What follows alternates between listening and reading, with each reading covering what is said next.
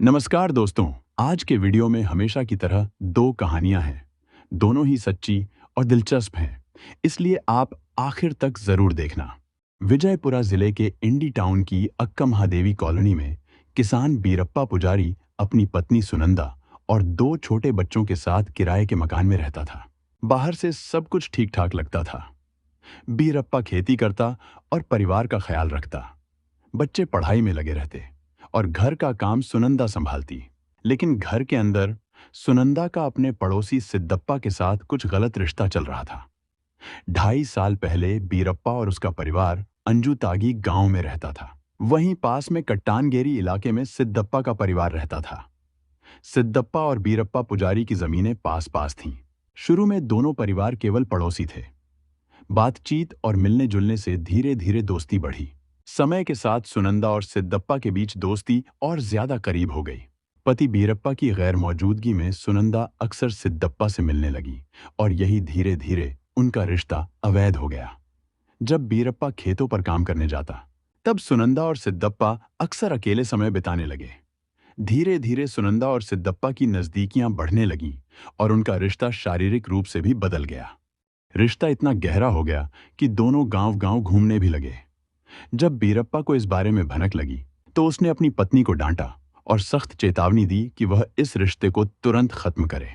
लेकिन सुनंदा ने न तो दूरी बनाई और न ही अपने प्रेमी से नाता तोड़ा। यही रिश्ता आगे चलकर एक खौफनाक साजिश में बदल गया। करीब 2.5 साल तक सुनंदा और सिद्धप्पा का रिश्ता छुप छुप कर चलता रहा। इसी दौरान बीरप्पा ने अपनी पुश्तैनी जमीन बेच दी और परिवार को लेकर इंडी टाउन की अक्का महादेवी कॉलोनी में किराए के घर में आकर बस गया। बीरप्पा को लगा था कि जगह बदलने से पत्नी पुराना रिश्ता भूल जाएगी और घर परिवार पर ध्यान देगी। लेकिन यह सोच गलत साबित हुई। कुछ दिन पहले ही उसने सुनंदा को फिर से सिद्धप्पा से फोन पर बातें करते हुए पकड़ लिया। इसी से दोनों के बीच झगड़ा हुआ और घर में मारपीट भी हुई। उसी दिन सुनंदा ने तय कर लिया कि वह अपने पति से छुटकारा पाएगी और इसके लिए अपने प्रेमी सिद्धप्पा की मदद लेगी। सुनंदा ने अपने प्रेमी सिद्धप्पा को फोन किया और पूरी योजना के बारे में बताया। 31 अगस्त और 1 सितंबर की रात बीरप्पा खेत से लौटकर खाना खाने के बाद अपने कमरे में सो गया। देर रात सुनंदा ने सिद्धप्पा को फोन किया और घर बुला लिया। थोड़ी देर बाद सिद्धप्पा अपने एक दोस्त के साथ वहां पहुंचा। सुनंदा ने दरवाजा खोला और उन्हें अंदर ले आई। उस समय बीरप्पा नींद में था। सिद्धप्पा उसके ऊपर बैठ गया और गला दबाने लगा। उसका साथी नीचे बैठकर उसके गुप्तांगों पर हमला करने लगा। इस दौरान सुनंदा भी मौजूद थी और बार बार कह रही थी सुनंदा भी वहीं थी और बार बार कह रही थी कि इसे मार डालो। लेकिन नींद में दबे बीरप्पा ने अपनी जान बचाने के लिए पूरी ताकत लगाई। इस दौरान उसका पैर फ्रिज से टकरा गया और जोर की आवाज हुई। आवाज सुनकर मकान मालिक बाहर आ गया और दरवाजा खटखटाने लगा। तभी बीरप्पा का 8 साल का बेटा भी जाग गया और दरवाजा खोल दिया। हालात बिगड़ते देख सिद्धप्पा और उसका दोस्त तुरंत वहां से भाग निकले। दरवाजा खुलते ही मकान मालिक और उनकी पत्नी अंदर पहुंचे तो सामने खून से लथपथ और बुरी तरह घायल बीरप्पा पड़ा था। गले और शरीर पर चोटों के निशान साफ दिखाई दे रहे थे। आनन फानन में पड़ोसियों ने मिलकर उसे अस्पताल पहुंचाया, जहां डॉक्टरों ने गंभीर हालत में भर्ती कर लिया। उसी समय पुलिस को भी सूचना दी गई। बयान देते हुए बीरप्पा ने साफ साफ बताया कि उसकी पत्नी सुनंदा ने प्रेमी सिद्धप्पा को बुलाकर उसके कत्ल की साजिश रची थी और खुद अपने मुंह से कहा था, इसे खत्म कर दो। बीरप्पा के बयान के आधार पर इंडी टाउन पुलिस ने तुरंत मामला दर्ज किया।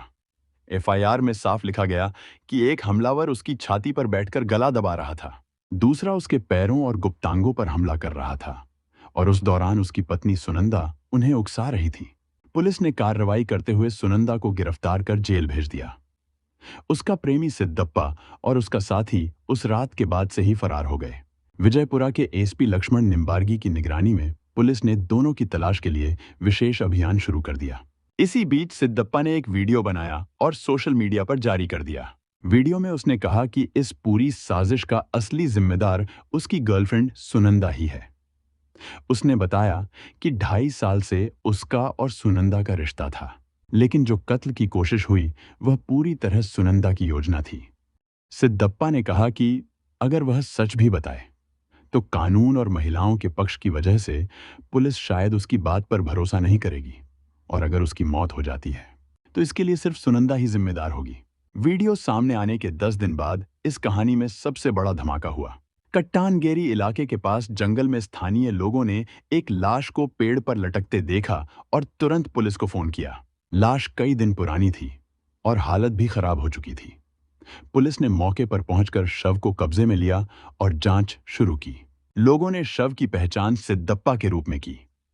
लाश की हालत देखकर पुलिस ने शुरुआती जांच में इसे खुदकुशी माना। शव कई दिन पुराना था और हालत काफी खराब हो चुकी थी। पुलिस ने शव को पोस्टमार्टम के लिए भेज दिया। लोगों में यह चर्चा होने लगी कि क्या सच में सिद्धप्पा ने खुदकुशी की थी या फिर उसकी मौत के पीछे कोई नई साजिश छिपी हुई थी। लेकिन सिद्धप्पा के साथ दफन हो चुका वो सच अब शायद कभी सामने न आ पाए। इस पूरे मामले ने इंडी टाउन ही नहीं, पूरे विजयपुरा जिले को हिला दिया। पति की हत्या की साजिश रचने वाली पत्नी जेल में है, प्रेमी पेड़ से झूलता हुआ मिला और पति अस्पताल के बिस्तर पर अपनी टूटी जिंदगी समेट रहा है। लेकिन सबसे ज्यादा चर्चा उन मासूम बच्चों की हो रही है जिनकी मां जेल में है और पिता मौत से लड़ते लड़ते जख्मी हालत में पड़ा है। लोग कह रहे हैं कि एक अवैध रिश्ते ने न सिर्फ एक परिवार को बर्बाद कर दिया बल्कि 3 जिंदगियां तबाह कर दी। और आज की दूसरी कहानी भोपाल की है। 12 दिसंबर 2018 की बात है। भोपाल के ऐशबाग थाने में टीआई अजय नायर रात करीब 8 बजे ऑफिस में थे। तभी ऐशबाग के रहने वाले शील कुमार अपनी 24 साल की बेटी रुचिका चौबे के साथ थाने आए। उन्होंने बताया कि उनका 19 साल का बेटा आयुष शाम को किसी से मिलने के लिए कोचिंग की तरफ निकला था। लेकिन थोड़ी ही देर बाद बेटे के मोबाइल पर किसी ने कॉल करके कहा कि आयुष उनके कब्जे में है और उसे छोड़ने के लिए उन्होंने 1 करोड़ रुपए की फिरौती मांगी। शील कुमार ने अपने बेटे के अपहरण की रिपोर्ट थाने में दर्ज करवाई और उसे वापस लाने की मांग की। मामला अपहरण का था, इसलिए टीआई ने उसी समय सूचना एसपी राहुल लोढ़ा व एडिशनल एसपी संजय साहू तथा जहांगीरबाद सीएसपी सलीम खान को भी दे दी। सूचना मिलते ही दोनों पुलिस अधिकारी ऐशबाग थाने पहुंच गए। शील कुमार अपनी बेटी रुचिका के साथ वही थाने में थे। एसपी राहुल लोढ़ा ने दोनों से अच्छी तरह पूछताछ की, लेकिन उनकी कहानी एसपी साहब को ठीक नहीं लगी। कारण यह था कि शील कुमार एक निजी बस कंपनी में ड्राइवर थे और उनकी सैलरी इतनी कम थी कि घर का खर्च चलाना मुश्किल था। वहीं उनकी बेटी रुचिका एक बीमा कंपनी में काम करती थी और उसे महीने का 14,000 रुपए मिलता था। जाहिर था कि कोई भी बदमाश एक आम परिवार के बेटे को सिर्फ 1 करोड़ रुपए की फिरौती के लिए अपहरण नहीं करता। शील कुमार और उनकी बेटी ने बताया कि आयुष के घर से निकलने के कुछ ही घंटे बाद ही बदमाश ने फिरौती के लिए कॉल की थी। असल में आम तौर पर बदमाश किसी का अपहरण करके 2-4 दिन बाद ही फिरौती मांगते हैं, जब परिवार काफी परेशान हो जाता है। शील कुमार के घर जो कॉल आई थी वह आयुष के ही फोन से की गई थी। बाद में वह फोन बंद कर दिया गया। पुलिस ने शील कुमार और उनकी बेटी से जरूरी बातें पूछने के बाद आयुष के अपहरण की रिपोर्ट दर्ज कर ली और उन्हें भरोसा दिलाकर घर भेज दिया कि पुलिस जल्द ही आयुष को ढूंढ निकालेगी। इसके बाद एसपी के निर्देशन में थाना पुलिस आयुष को तलाशने लगी। पुलिस ने आयुष के फोन नंबर को सर्विलांस पर लगा दिया था। इसके अलावा पुलिस ने जांच कर यह भी पता लगा लिया कि जिस समय आयुष के फोन से फिरौती की कॉल की गई उस समय उसकी लोकेशन बीना शहर में थी। इसके बाद फोन बंद कर दिया गया था। कोई और रास्ता मिलते न देख पुलिस अपहर्ताओं के फोन आने का इंतजार करने लगी। पुलिस ने शील कुमार को समझा दिया था कि उन्हें फोन पर अपहर्ताओं से कैसे बात करनी है। एक तरफ पुलिस आयुष का पता लगाने में लगी थी, वहीं दूसरी तरफ उस पर आयुष को सुरक्षित लाने का दबाव भी बढ़ता जा रहा था। आयुष की बहन रुचिका और उनके परिवार के पुराने जानकार गौरव जैन रोज थाने आते और थाना प्रभारी से पूछते कि जल्दी से जल्दी आयुष का पता लगाएं। पुलिस ने अपने मुखबिरों का जाल फैला रखा था। आयुष के साथ पढ़ाई करने वाले दोस्तों से भी पूछताछ की गई कि आयुष की किसी से कोई दुश्मनी तो नहीं थी या किसी लड़की के साथ प्यार का मामला तो नहीं था। दोस्तों ने दोनों बातों से इनकार किया। पुलिस को कोई ऐसा ठोस सुराग नहीं मिला जिससे जांच आगे बढ़ सकती। उधर समय बीतने के साथ अपहर्ता बार बार फोन कर आयुष के परिवार पर जल्द से जल्द फिरौती देने का दबाव बना रहे थे। समस्या यह थी कि हर बार वे अलग अलग जगह से कॉल कर रहे थे। 24 दिसंबर को एक बदमाश ने आयुष के पिता को फोन कर धमकी दी और कहा कि वह 25 दिसंबर दोपहर को सीहोर के क्रिसेंट वाटर पार्क पर पैसे लेकर पहुंचे। पैसे देने के बाद ही आयुष को छोड़ दिया जाएगा। शील कुमार ने यह बात एडिशनल एसपी संजय साहू और टीआई अजय नायर को बता दी। एसपी ने इस बात से अंदाजा लगा लिया कि बदमाश बहुत चालाक हैं। 25 दिसंबर को प्रदेश में नई सरकार का शपथ ग्रहण समारोह था और बड़े अधिकारी उस समारोह में बिजी रहने वाले थे। लेकिन एडिशनल एसपी संजय साहू यह मौका हाथ से जाने नहीं देना चाहते थे। इसलिए उन्होंने टीआई के अलावा अन्य पुलिस टीमों को सादा कपड़ों में सुबह से ही सीहोर के क्रिसन वाटर पार्क में तैनात कर दिया, ताकि अपहर्ता किसी भी हालत में बच न पाए। पुलिस को यह भी पता था कि 24 दिसंबर को अपहर्ता के फोन की लोकेशन विदिशा जिले के गंजवासोदा में थी। इसलिए पुलिस ने सुबह से ही क्रिसन वाटर पार्क में घेराबंदी कर दी। शपथ ग्रहण समारोह से फुर्सत होते ही एडिशनल एसपी भी सादा कपड़ों में वहां पहुंचे। पुलिस वहां दिन भर चौकसी करती रही, लेकिन शील कुमार से रुपयों वाला बैग लेने कोई नहीं आया।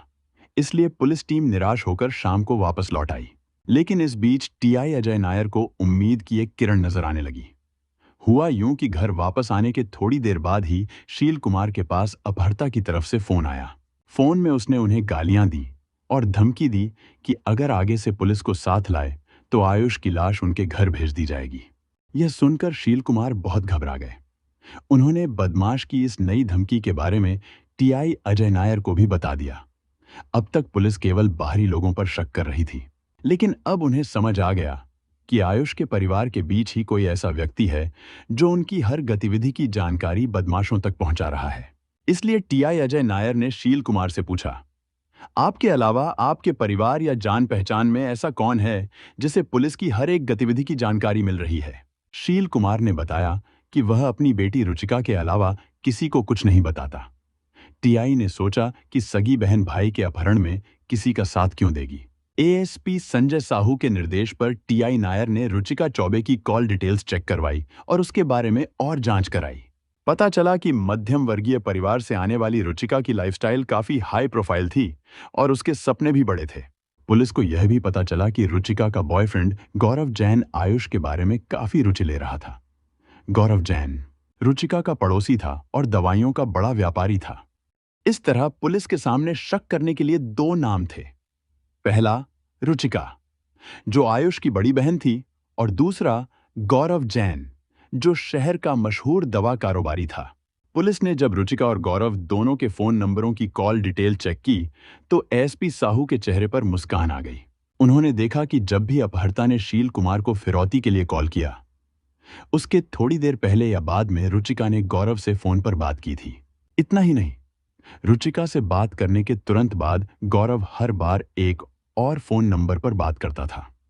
यह संयोग नहीं हो सकता था क्योंकि संयोग एक बार होता है, बार बार नहीं। पुलिस ने पता लगाया कि गौरव जिस नंबर पर कॉल करता था वह उसकी दुकान पर काम करने वाले नौकर अतुल का था। जांच में यह भी सामने आया कि अतुल उसी दिन से छुट्टी लेकर गायब था जिस दिन आयुष लापता हुआ था। यह जानकारी मिलते ही एएसपी संजय साहू को पूरी तस्वीर साफ हो गई। उन्होंने पुलिस टीम को गौरव को पकड़ने का आदेश दिया, लेकिन पता चला कि गौरव भोपाल में नहीं है और उसके फोन की लोकेशन आगरा की मिल रही है। इसके बाद ऐशबाग थाने की टीम आगरा रवाना हो गई, लेकिन टीम के आगरा पहुंचने से पहले ही गौरव के मोबाइल की लोकेशन बदल गई और भोपाल की तरफ आने लगी। समय का हिसाब लगाकर पुलिस ने अंदाजा लगाया कि गौरव तमिलनाडु एक्सप्रेस में बैठकर भोपाल आ रहा है। इसलिए पुलिस की टीम ट्रेन के भोपाल पहुंचने से पहले ही स्टेशन पहुंच गई और जैसे ही गौरव उतरा, उसे पकड़ लिया गया। गौरव के अलावा किसी को भी इसकी उम्मीद नहीं थी। जैसे ही पुलिस गौरव को पूछताछ के लिए थाने लाई, उसकी गिरफ्तारी की खबर सुनकर रुचिका भी वहां पहुंच गई। यह देखकर एएसपी संजय साहू को यकीन हो गया कि पुलिस ने सही लोगों पर हाथ डाला है। गौरव कोई बार बार अपराध करने वाला नहीं था, इसलिए पुलिस की थोड़ी सी पूछताछ में ही टूट गया। उसने मान लिया कि अपनी प्रेमिका रुचिका की आर्थिक मदद करने के लिए उसने आयुष के अपहरण का नाटक रचा था। इसमें रुचिका के साथ खुद आयुष भी शामिल था। गौरव ने बताया कि इस काम में उसने अपने नौकर अतुल को भी साथ लिया था। गौरव ने पुलिस को यह भी बताया कि कल तक आयुष और अतुल उसके साथ आगरा में थे। वहां से तीनों साथ लौटे थे। आयुष अलग डिब्बे में बैठा था और भोपाल स्टेशन पर उतरकर दूसरी ट्रेन से इंदौर चला गया, जबकि अतुल उसके साथ ही था। लेकिन पुलिस अतुल को नहीं पहचानती थी, इसलिए जब स्टेशन पर पुलिस ने गौरव को पकड़ लिया तो उसके पीछे पीछे चल रहा अतुल भीड़ का फायदा उठाकर वहां से निकल भागा। अब आगे की कार्रवाई से पहले आयुष को गिरफ्तार करना जरूरी था। गौरव से मिली जानकारी के आधार पर पुलिस को पता चल गया कि आयुष इंदौर में कहाँ ठहरा है। भोपाल पुलिस ने यह सूचना तुरंत इंदौर पुलिस को दी। इंदौर पुलिस ने दबिश देकर आयुष को पकड़ लिया और उसे सौंपने के लिए भोपाल पुलिस की टीम इंदौर रवाना हो गई। कुछ ही घंटों में भोपाल पुलिस आयुष को इंदौर से लेकर लौट आई। उधर पूरे मामले में रुचिका का नाम पहले ही सामने आ चुका था, इसलिए पुलिस ने उसे भी गिरफ्तार कर लिया।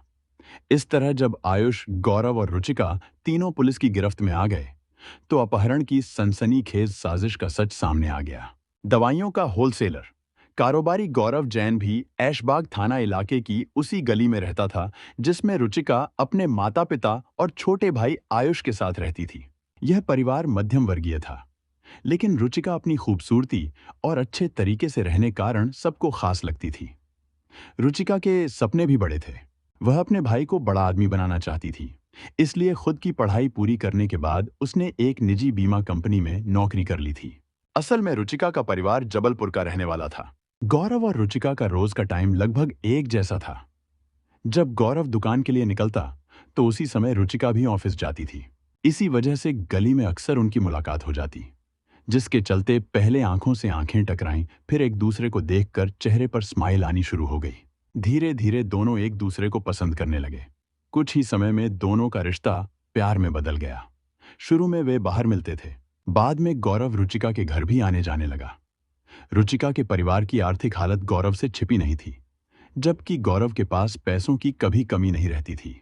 रुचिका के कहने पर वह समय समय पर उसके परिवार की मदद करने लगा। माता पिता भी यह समझते थे कि कोई भी लड़का बिना मतलब इतना मददगार नहीं हो सकता, लेकिन उन्होंने अनदेखा करना ही बेहतर समझा।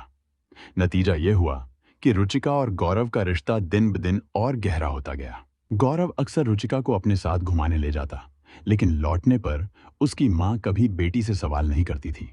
वजह साफ थी, गौरव ने उस समय परिवार की मदद की थी जब पैसों की कमी के कारण आयुष का दाखिला रुकने वाला था।